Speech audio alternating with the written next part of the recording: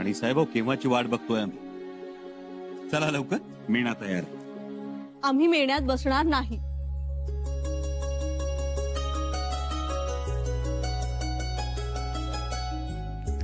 आम्हाला घोडा हवाय.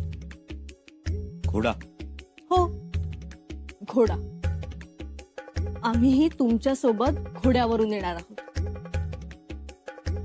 आणि साहेब लांबचा प्रवास आहे, ऐका. तुम्हीच आमचं ऐकावं.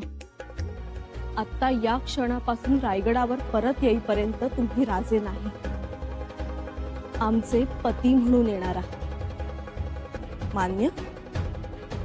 कशी आज्ञा राणी साहेब. ज्योतिषी आण बाबा घोडा आमच्या कारभारणीसाठी.